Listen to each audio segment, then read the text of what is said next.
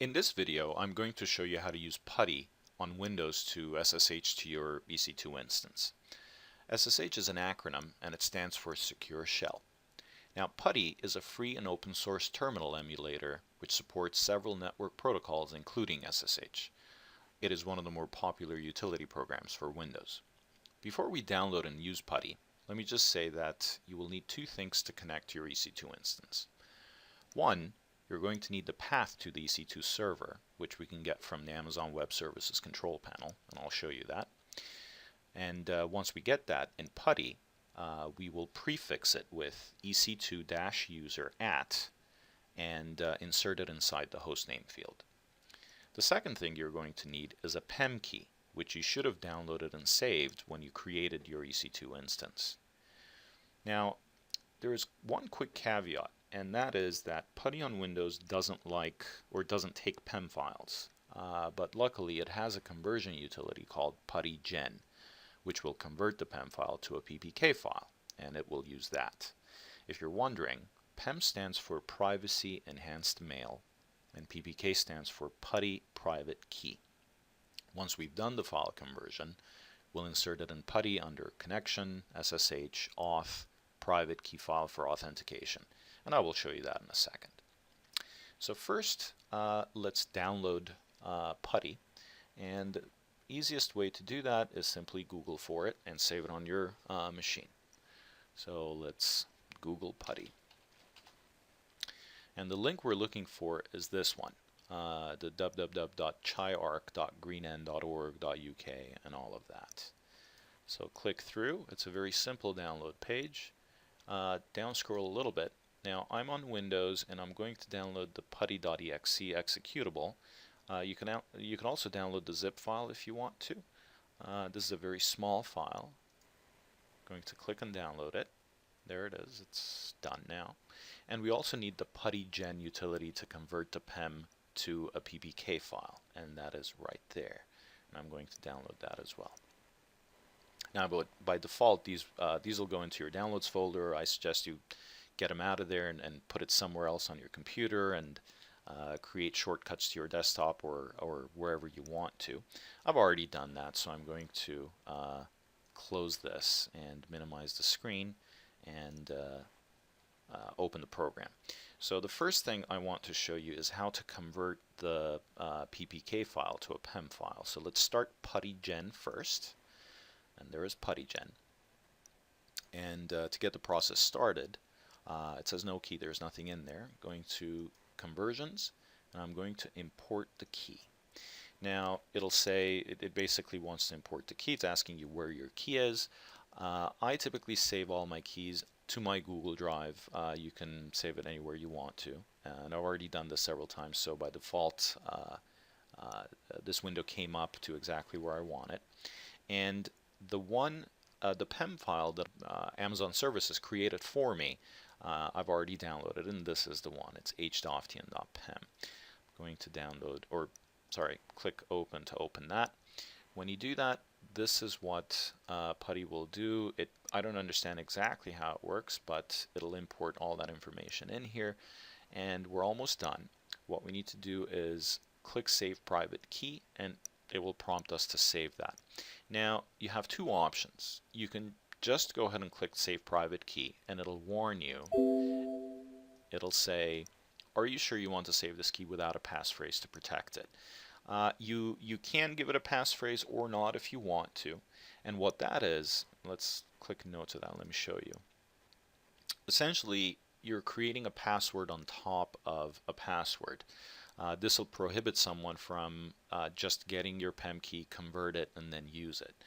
If you have your password to it, then it makes it a little bit more, well, actually it makes it a lot more difficult to anybody to crack your code. So let's go ahead and give it something, and I'm going to type in a passphrase that I like to use, whoops, and confirm it.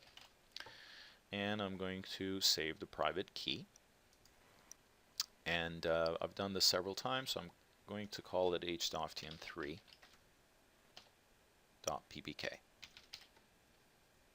Save. That's pretty much it for converting your PEM file to the PPK.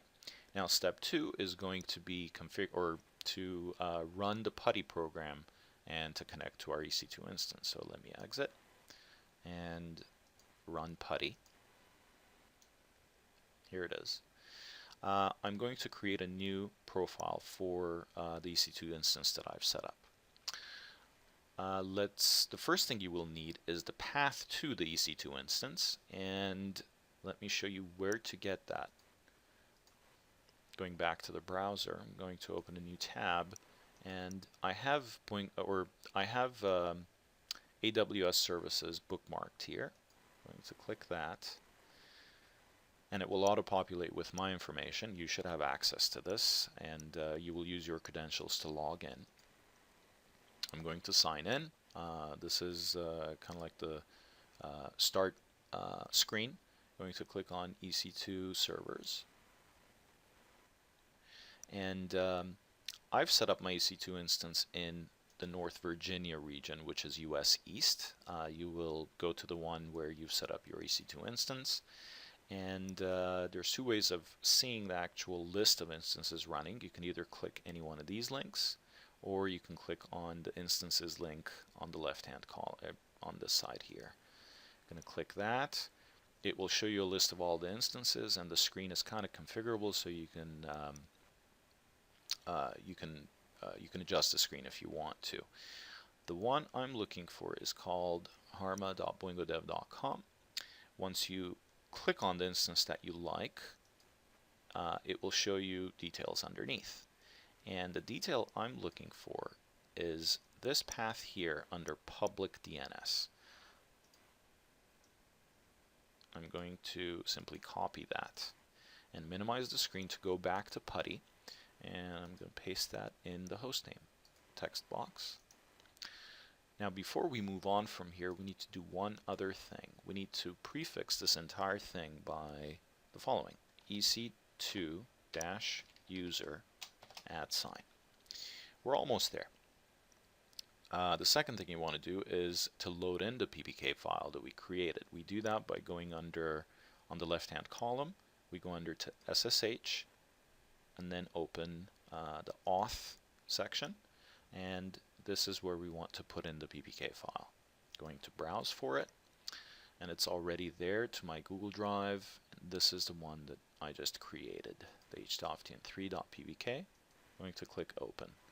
Last thing we want to do is save this so that we don't do this each time. I'm going to go back up to session. Oh, one other thing. Let's change the colors, and I'll show you what this. Well, let's not, and then I'll show you how to do that in the Windows itself. Going to click. Change my mind. Let's do it. Go to Colors and click Use System Colors. What this will do is that PuTTY normally will run with a black background, and it is not very eye-friendly. Some people like it, some don't. By checking the Use System Colors, it will be much easier to the eye, and you're going to have to trust me on that. Again, so we've done that. Go back up to session, and let's save the session. So before you save, you need to give it a name. And I admit this section in PuTTY is a little counterintuitive, and it always takes me a few tries to get it right. Sometimes I'll put the path, which we put up here, down here, and vice versa. But again, you'll get the hang of it once you set up a few profiles. I'm going to call this, let's see. I already have one that I saved as harma.boingodev.com. Let's call this harma2.boingodev.com.